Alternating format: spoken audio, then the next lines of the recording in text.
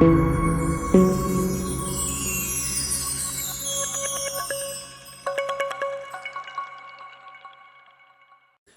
je vais me prononcer sur ce qui se cache derrière l'affaire de Balthazar.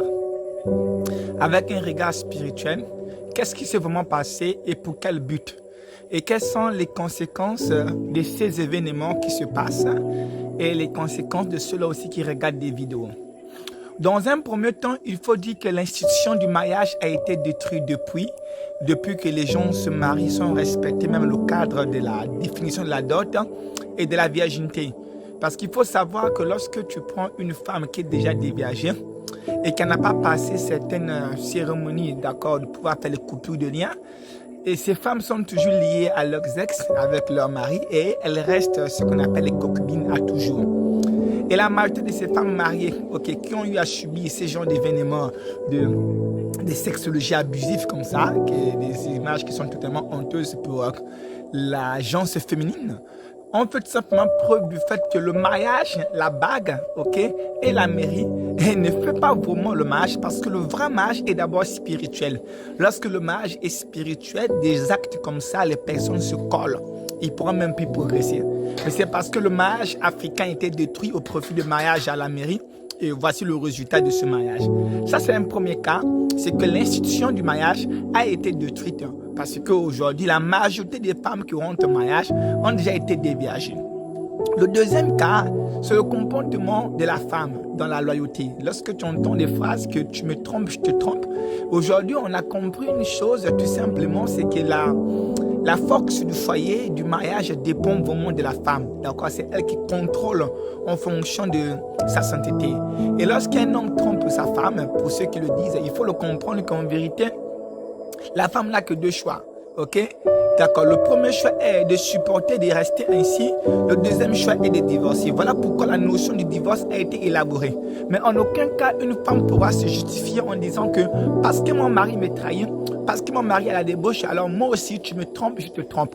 Parce que Balthazar a mis fin au débat, les conséquences de cela quand une femme est attrapée en flagrant délit sexuel, ce n'est pas l'homme qui est poursuivi, mais c'est la femme qui est totalement exposée.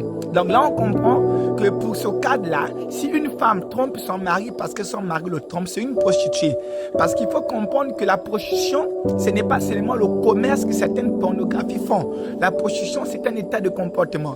Quand une femme se masturbe seule, quand une femme permet, même lorsqu'une femme dit que tu me trompes, je te trompe, elle est déjà prostituée. Parce que dans sa nature elle-même, elle ne comprend pas les profondeurs de sa pudeur qui détermine même sa chasteté et puis sa valeur d'être. Parce qu'il faut comprendre que le crocodile ne sera jamais meilleur chasseur en forêt. Vous voyez ça bien. Dans la nature de la femme, son pouvoir est dans sa chasteté, dans sa virginité. Et si elle s'expose sexuellement, cette femme-là perd totalement de crédibilité. Parce que la femme est un objet de valeur et l'objet de valeur dépend de sa rareté. Dès qu'elle devient accessible à tous, elle perd aussi sa valeur. Donc dire que tu me trompes, je te trompe est une mauvaise explication. Ça expose la femme et ce n'est pas bon. Et là encore, l'histoire de Balthazar nous font comprendre et ça amène à des conséquences graves. C'est de la remise en question de la fidélité de la femme. Parce que si le secret n'était pas sorti, beaucoup d'hommes ne sauront jamais lequel des femmes trahit son mari. Donc ça vient rabaisser la valeur de la femme, parce qu'on voit des femmes exposées qu'on fait les actions de la batarisation, donc on batarise comme ça en public. L'action sexuelle perd même sa valeur crédible de la sacralité parce qu'elle devient totalement officiellement publique et les humains ont marre de la chose qui est totalement accessible. Donc la nudité de la femme, l'image de la femme est totalement dévalorisée. Ça veut dire que la place même de la femme au foyer est remise en question. Et beaucoup des hommes qui n'ont pas été atteints par la fête de Balthazar vont peut-être commencer à regarder la femme avec un regard compliqué et méprisant à cause de ces 400 vidéos qui ont été totalement scandaleux dans la conscience et dans le subconscient de l'institution humaine. Et là, j'aimerais tenir l'autre point, c'est le point du fait que pourquoi ces vidéos, pourquoi ces femmes-là se filmaient? Est-ce que le problème était le problème de manque d'argent? Vu les enquêtes et les données que nous avons, c'est des femmes qui étaient totalement deux fois bien placées, qui avaient des maris comme des ministres, des procureurs, des gens, des notables. Donc le problème n'était pas seulement le problème de l'argent, mais qu'est-ce qui s'est passé? Vous allez voir, il y a certaines photos qui circulent et certaines vidéos. Vous allez remarquer qu'il y a des gestes qui permettent de faire attirer l'attention. Je vous mettrai certains gestes où vous remarquez qu'il y a des invocations dans toutes ces vidéos. Ces femmes qui se sont permis de se filmer, parce qu'une femme peut trahir son mari, il n'y a pas un problème. En cachette, il n'y a pas un problème. Mais lorsque tu vois que ça a été fait avec une certaine permissibilité, il faut comprendre que toutes les femmes, des grands leaders, des ministres, des procureurs que Balthazar a baptisés sont tous dans la même loge. Il faut le comprendre. Et ce sont les maris eux-mêmes qui les envoyaient. C'est leurs maris qui les envoyaient. Ce sont des ententes dans des loges. Lorsque tu as un degré plus élevé, ok, deux fois le chef dans la loge demande de coucher la femme de ses subalternes. C'est comme ça. Des loges là, ça se passe comme ça. Vous ne pensez pas que les maris ne sont pas au courant. Non. Les maris là sont au courant qu'on sodomise leur femme. Hein? Ce sont des arrangements, ce sont des degrés. Et tous ces rapports sexuels sont des rituels.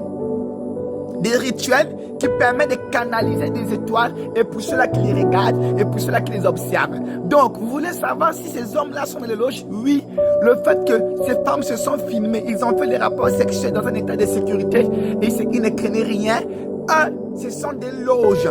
Ce sont des degrés d'élévation spirituelle négative qui font que celui qui a autorité, donc le loup alpha, doit coucher les femmes des autres. Ça se passe comme ça. Ce n'est pas nouveau ça. Ça ne doit pas vous étonner. Hein? Des présidents africains font ça. C'est pas nouveau ici. On en a eu un là qui passe son temps. Il couchait les femmes des ministres. Ce sera, je tais le nom. Mais vous allez comprendre que c'est pareil. Ces hommes-là, quand ils atteignent une autorité, ils doivent coucher les femmes de leurs soi-disant disciples, etc. Ce sont des loges. Et ces activités sexuelles ont été faites à dessein pour pouvoir capturer des étoiles, car derrière chaque rapport sexuel, essayez de vous rapprocher, vous allez voir qu'il y a des gestes ritualiques, il y a des invocations, il y a des incantations. On appelle ça l'alchimie sexuelle. Donc, ne vous en faites pas, c'est un problème de loge et de loge. Et ces vidéos sont sorties à dessein. Vous pensez que c'est sorti parce qu'on voulait bloquer Balthazar, on voulait le faire du mal. Non, ces vidéos parcourent sur tous les réseaux sociaux, des télégrammes, etc. afin que toutes les personnes qui vont regarder ces vidéos, ils sont en communion fraternelle sexuelle dans une patouze avec cela et les étoiles de beaucoup de gens seront capturées. Mon message est, ceux-là qui ont ces vidéos, effacez ces vidéos de cela, sauvez vos yeux de ces regards, parce que chaque rapport sexuel, chaque activité sexuelle est un rituel derrière les vidéos de Balthazar. Malaskat à vous, malaskat à vous.